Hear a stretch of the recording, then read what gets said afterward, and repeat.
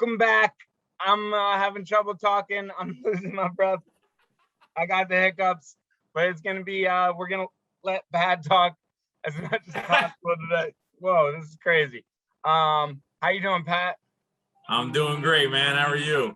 I'm doing well. It's a beautiful day. It's October 11th. Oh my God, it's pretty like gloomy today, but pretty nice weather. I kind of like this weather in the 70s. You can kind of wear a sweatshirt, you can wear a t-shirt, you can kind of can be very comfortable in a lot of things. I like it. But what I want to talk about, some been happening for a while, but I guess there's so much going on, it's hard to talk about everything. And this is we usually talk about Philadelphia, but I believe there's similar stories kind of happening across the country and probably across the world. I feel like there's a crazy shooting every day now, and they're just getting wilder and wilder, and we're so like just numb to it now because it happens so much. But in Philly, I think in the last couple of weeks, there was the murder at Pat's and Gino's, which was just like a horrific like fight turned massacre turned murder. Excuse me. Oh my gosh. Then there's like a murder at like a place that helps homeless people. Then there's another murder at like a hospital. I think there's a few at hospitals of like coworkers shooting up coworkers. Then there's the just drive-bys that you have all the time, the neighborhood shootings on the corners and whatnot. But it's definitely pretty bad. I guess my question is, do you think it's gonna stop, or do you think it's just gonna keep getting worse, or what do you think needs to happen to make something happen? Unfortunately, I think it's going to keep getting worse. I think that the problem is that we kind of, as a society, keep getting sicker and sicker. You can point to everyone has got the boogeyman, the scapegoat for it.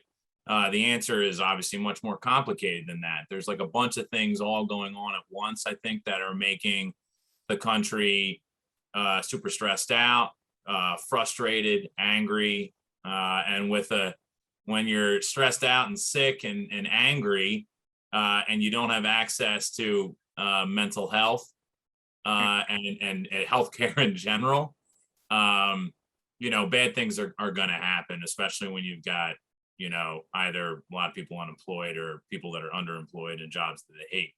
Right. And then add to the fact that, listen, I'm liberal thinking. I'm progressive thinking. I don't pretend to sit here and say that, like it's feasible to go ahead and get all the guns and that's going to like solve violence in this country. What I will say, though, is that when a person is suffering a mental health crisis and there is a gun in the house, that absolutely like injects an extreme ability for the situation to escalate out of control. Definitely. Just case in point, you see like the mass attacks that we have in this country involves like dozens of people. Whereas, and again, I am not trying to belittle any attacks that happen in other countries, but if you look in countries where guns aren't necessarily as prolific, a knife attack happens and maybe a person or two does get killed, and again, not to belittle that, and the others get injured, but the person is generally quickly subdued after that. And it's clear that punitive laws against gun violence are not stopping people. I think people's lives are so bad that they're not thinking reasonably, like, I would get this many years in prison if I were to carry, nobody is acting like that. So like punitive damage to a person's life because they perpetrate a gun crime, these little kind of tailor around the edges laws we're looking as far as background checks, stuff like that. This is all nibbling around the edges and the fact that we just have weapons of war out on the streets in the hands of people that are like suffering, you So, know. so what needs to happen, do you think, to improve anything? Or are we kind of just doomed? It's just going to get worse and worse. We need to stem the tide and make and again, gun people hate when non-gun people talk about it. Just full transparency, I do own a shotgun. Oh, no way. um yep. I enjoy sporting clays. I like going to there's a range in Lehigh Valley, Lehigh Sporting Clays, and just skeet shooting and stuff like that. I literally never pick it up in any other situation unless I'm going to the range, Hmm. because it is a sporting gun. Yeah, it could be used to hurt people, but it's not designed for that. And so that's that. Outside of sporting weapons, whether it's for going hunting and stuff like that, there's a crap ton of weapons out there that have literally no other purpose than killing another human being. Right. So handguns and guns that the military uses or security forces use around the world and stuff, there's no purpose for them. And sorry, but the Second Amendment, as it was understood for the overwhelming majority of this country, does not give you the universal right to own any weapon you want. That interpretation changed because of political campaigning over the past 50 years, where now the majority of the country understands it to generally give us the right, individuals, the right to own and bear weapons. But that's not how it was understood up until about 1950. And that Do you changed. think there's actually a chance that we can get guns to be illegal, or at least like um assault rifles or automatic, not assault rifles, automatic guns? Or I feel like we're kind of too far gone. I don't know how we could get people to give up guns at this point. I mean, little kids at Sandy Hook getting slaughtered and nothing happens. I don't know what else needs to occur. Right. I think that people that don't live in cities think that it is a city problem, or that it's the Democrats' fault because we're soft on crime or something. And gun culture is, and I mean hunting specifically, is ingrained in American culture, which, okay, that is as a good thing as far as how it affects a community and families and being a part of your tradition. But the politicalization of gun culture, and making it a red versus blue or liberal versus conservative, or I have the right to own any weapon I want and it doesn't matter what the consequences are. People don't, guns don't kill people, people kill people. Mhm. We're kind of beating around the bush here. I think we need to be completely honest that it doesn't matter what, the gun is supposed to do or how you're supposed to use it. What matters is what's happening, and that Mhm. there are too many sick people are getting a hold of guns and killing people. And even if we got all of those sick people treated, there is still going to be gun violence. So it isn't just a mental health thing. Mhm. It's a Do you- gun problem. What if someone gets in trouble with a gun? What do you think should happen? I feel like in Philadelphia, there's usually a lot of debate around Larry Krasner. A lot of people tend to think like he lets people go a little too freely. Do you think that's a good policy? Do you think he should be a little bit more strict? Do you think it's a little too complex to kind of like say something blanket for that? It kind of really depends on the situation, or what do you think? I think blaming a district attorney for being too lenient on gun crime is a lazy way out of Mm. the problem that we're facing. So, in essence, I don't think, and this, to a person who's a family member or a friend or a loved one or even just a neighbor who gets killed by gun violence, they're going to be very emotional about this issue and seeing and perceiving that a DA is soft on crime.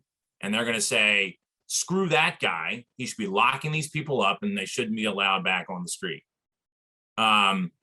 Again, how many people is DA Larry Krasner, as far as they've killed someone and he's just letting them go? Like, is that actually the problem?